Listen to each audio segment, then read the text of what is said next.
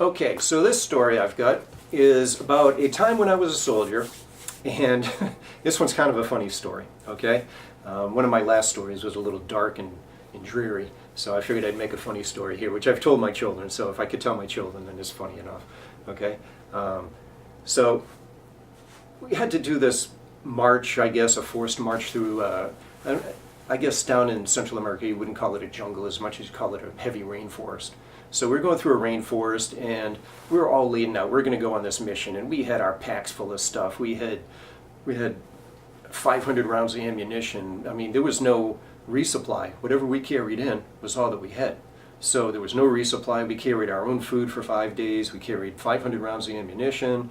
We had hand grenades. We had a bag of Ringer's lactate, and I think some other people had saline, so the doctor, if he had to patch somebody up, could give them an IV. We had that. I mean, we were just laden down with equipment, you know, it was just a heavy deal. And so we're walking along through the jungle, and I think basically our commanders were trying to weed out the weaklings, because once we went across the river and we were in Nicaragua, there was no turning back. There was no, okay, I can't make it, I'm going to go back to the other side of the river. You were in for the whole mission, okay? And one of the things we had was, if you got wounded bad enough and you couldn't be saved, then you're going to get capped and stuck in a shallow grave, and you know, we'll let the State Department know what happened, maybe, but you're going to be missing, and that's all there was to it. There was no rescue. There was no, you know, pararescue coming in to get us. There was no support. There was no helicopters. You walked in, you did your mission, and you walked out. You know, so like I said, we're pretty heavily laden, and I'm quite sure that the commanders wanted to weed out the weaklings, because it was an all-day march through this muddy, mucky jungle of just ankle-deep, knee-high deep mud. It was the most horrible march I'd ever been on. But I kept on keeping on. I don't know how that saying goes. And we're cruising along, and sure enough, here's this muddy river. There probably was water in it at one point, but there wasn't right now. It was just all muck and mud and stuff. And there was a log, and everybody had to cross the log to get to the other side, which was probably about, I don't know, maybe 25 feet. But if you don't have good balance going across the log, everybody had been going across the log, there was mud all over the log, and this thing was slippery as heck, okay? So I used to be an iron worker. Matter of fact, I was an iron worker just weeks prior to this mission. I quit my job and got hooked up with this mission and came down on it. So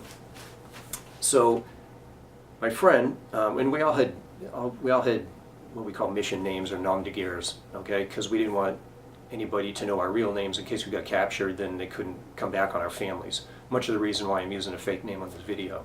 All right, so my friend's name was Mycroft, okay, and I guess Mycroft is, if I remember right, Sherlock Holmes' smarter younger brother. I don't know, this is what I was told. Anyway, so Mycroft gets out on a log in front of me. Maybe he's two people in front of me, but he's in front of me in some respect. And he goes along, and sure enough, Mycroft slips and falls off and lands in the mud. Right? He's face down in the mud, and I'm laughing, and everybody else is laughing.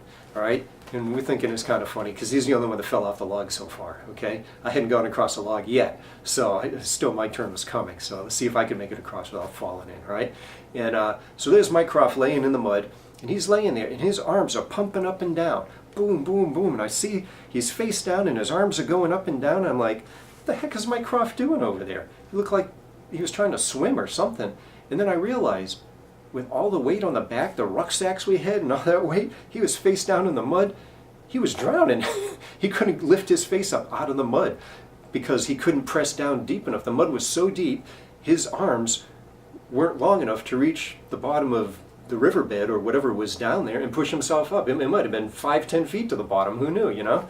So I realized, oh my God, Mycroft's drowning. And me and Mycroft were real close. We were real close brothers, you know. So I said, oh crap. So I slung my rifle and I jumped in, and I had an FNFAL, so I had 500 rounds of 308 on me and stuff. And oh my God, it was so heavy. And I jumped in, and sure enough, that mud was like pretty much groin deep, you know. And grabbed him and lifted him up, and as soon as I got his face out of the mud, it was the typical, you know, fresh breath of air and stuff like that. And he was just like, oh geez, man, you know. So somebody else jumped in the mud too, one of the other Americans, not one of the Indians that we were working with. And so we got him. I didn't have to cross the log because we got him to the other side of the shore. We kind of just mucked ourselves over there as God, it was awful to just like swimming through mud trying to get over there. Got up on shore, cleaned ourselves up a little bit, but now, you know, we're waist down, all covered in heavy muck, and just kept on going for the rest of the day, you know. So one thing led to another. We went to a village and stayed there overnight, cleaned up. The next day we left and we went and did our mission. Well, on the way back from this mission that we did, we were actually being chased, which was normal. And because once you go in and do a raid, they don't like that. So, you know, they were chasing us out of their country, basically trying to capture us. So we were running all night long. We ran for like 2 days trying to get to the border. And we were running and running. And by running, I don't mean like at a full bolt. We were just walking really, really fast, okay? So try walking with, you know, packs and guns on and stuff for 2 days straight. I think we had 2-3 hours sleep in the whole, you know, 72-hour period that we were hauling butt. So, so again, we have to do a river crossing. And this time Mycroft's behind me. And it was kind of like marshy. It wasn't so much a river, but it was just like this marshy, gooey stuff. And you could step on the grass clogs, and you were okay if you were stepping on the grass clogs. But if you stepped over to the right, that was all watery, wet stuff. And you didn't want to do that. You wanted to stay to the left. So the guy in front of me turned around and said, stay to the left, because the right's all wet and you'll fall in. Okay, great.